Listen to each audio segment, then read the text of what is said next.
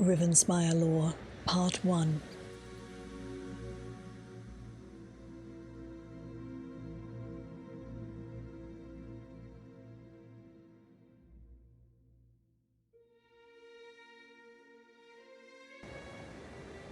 Blood Fiends of Rivenspire by Nalana, Advisor to House Tamrinth. I've been tasked with learning everything that I can about the Blood Fiends that have been appearing throughout Rivenspire of late. These creatures appear to be exactly the same as other Blood Fiends we've examined in the past, but for all their similarities, they have one telling and significant difference. They appear at the beginning of the vampiric cycle, instead of at the end. Instead of appearing at the end of an otherwise long and grueling vampire gestation period, the process changes ordinary citizens into feral monsters in a frighteningly short amount of time. It's almost like a fevered blood affliction that burns through individuals at an alarming rate.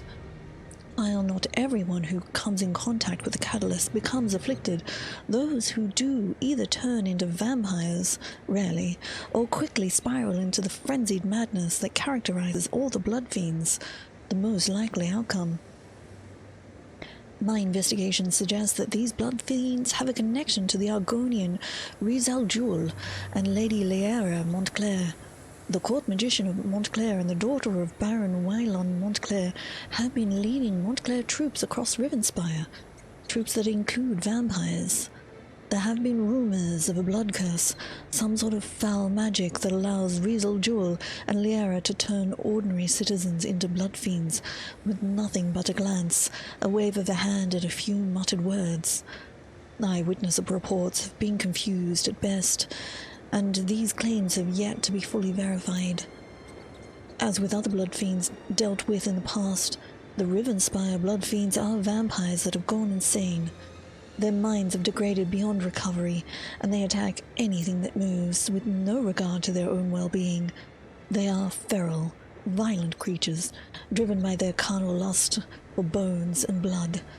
This strain of the blood curse runs its course at an alarmingly rapid pace. I have documented instances of citizens being afflicted and turning feral in mere moments. How Rizal and Liera came by this terrible power is unknown. What is known is that they seem to be oblivion bent on helping Baron Montclair conquer the entirety of Rivenspire. This unusual blood curse notwithstanding, the Blood Fiends operate as all others of their ilk. These wild, ferocious savages can and often pass their affliction on to their victims. Anyone wounded or killed by a Rivenspire blood fiend has a significant chance of becoming a blood fiend themselves, and in a remarkably short period of time. Until I can gather more information, I can only recommend one course of action concerning the Blood Fiends of Rivenspire. They must be destroyed. Dire Legends of the Doomcrag by Nalana, Advisor to House Tamrinth. In the distant past, the dark and foreboding pinnacle of stone, known as the Doomcrag, was a place of learning and worship of the Allied people. But in recent memory, the place has been known as a haunted peak, beyond a treacherous pass of fog and shadow. Due to the current interest in the often ignored location, Countess Tamrinth has asked me to chronicle a few of the legends concerning this forbidden place. One dark tale concerns the hero of House Dorrel, Brianna the Bold, who traveled to the Shrouded Pass to chase down the bandit lord Red Rob. Brianna and her troop of knights chase Red Rob all along the northern shore, intent on capturing him and bringing him to justice for his many crimes, including his most recent exploit, the pillaging of a Dorrel cargo ship. Unfortunately for Red Rob, the House Baron of the period's daughter was traveling on the ship when Red Rob and his cohort attacked it. For injuries and insults, she demanded the head of the brigand and dispatched Brianna the Bold to hunt him down. By the time Brianna reached the entrance to the Shrouded Pass, all of her knights had been killed or wounded. She was on her own. Luckily for her, Red Rob has not fared any better. He was alone, and when he plunged into the dense fog to avoid her, not to be deterred, Brianna was true to her name and boldly charged in after him. 'Twas the last time either Brianna or Red Rob were ever seen again. But locals claim that on clear, cold nights, when a thin red mist decorates the jutting shard of rock, you can hear the clash of steel on steel as Brianna and Red Rob continue their epic struggle into eternity. Another popular, if somewhat disturbing, legend concerning the Doom Crag tells the tale of the spurned Ayleid lover who pines away at the very apex of the mountain. Rejected by a handsome butler in the service of a noble house, the spurned lover climbed the top of the doomed crag and refused to come down. Her friends and family tried everything to cheer her up, to make her leave the tower. Distraught and sick at heart, she ignored every plea and word of comfort, and when her pain became unbearable, she leapt from the doomed crag and crashed into the sea far below. That, however, was not the end of her sad story. People believe to this very day handsome travelers who wander too close to the doomed crag risk attracting the attention of the spurned Ayleid. They say her restless spirit swoops down and, pardon the wordplay, spirits away the hapless traveler, carrying him to the top of the mountain to keep him as a pet and plaything.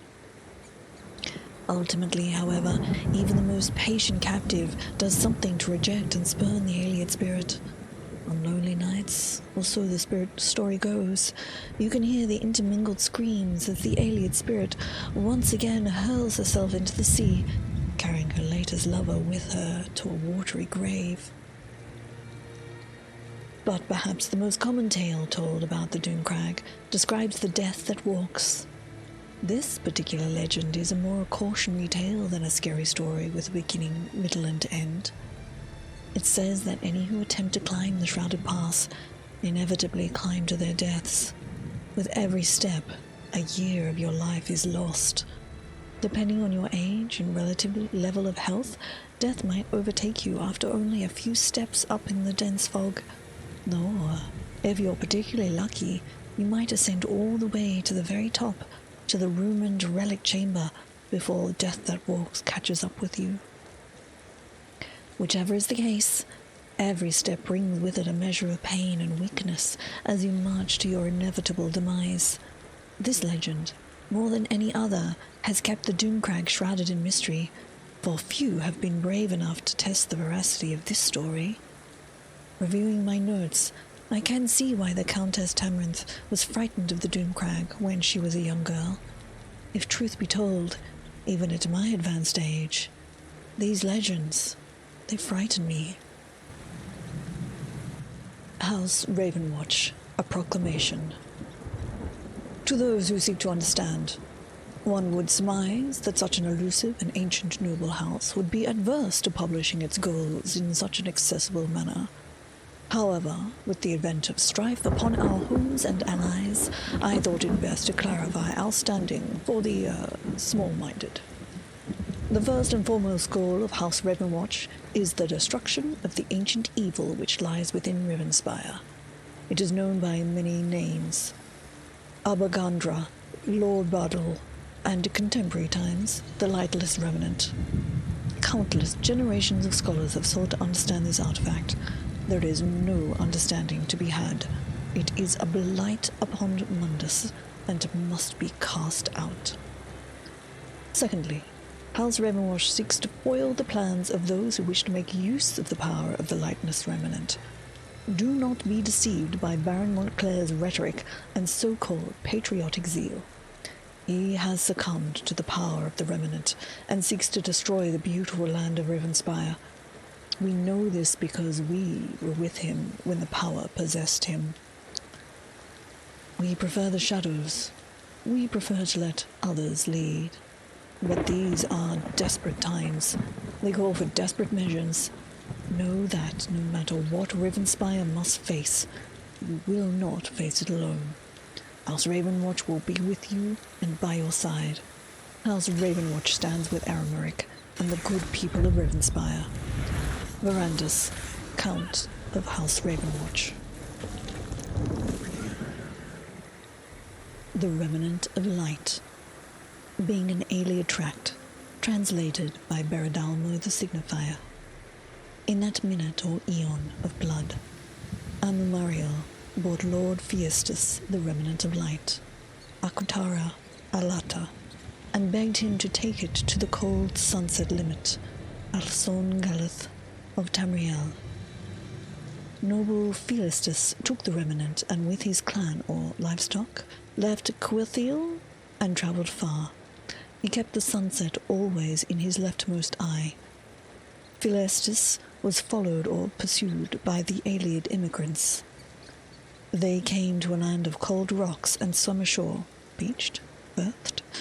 The rocks were cold, hard, but the remnant of light made all fertile or wriggling. Many of the immigrants fell ill, but the light caused the rocks or mountains to bloom foodstone, Kuleander, which was tongue-sweet and made healing. Philistus desired the remnant of light to smile, glow, warm all of the cold rocks, so the immigrants, now strong with radiance, raised a mountain or pinnacle to affix it on. This was collated in 880 minutes or eons. They then did all the cold rocks bloom foodstone, and every immigrant was healthy, impregnated, sharpened. After a long time, months wasted, lying, noble Philistus was eaten by death, and in afterness the emigrants each cried a blue lake, but his helpmeet took him to the mountain, for where was the remnant of light. Then Philistus was strong with radiance, and danced for 8 more choruses. I hope you've been enjoying these lore readings, and if you have, please do consider subscribing to the channel. Thanks for watching.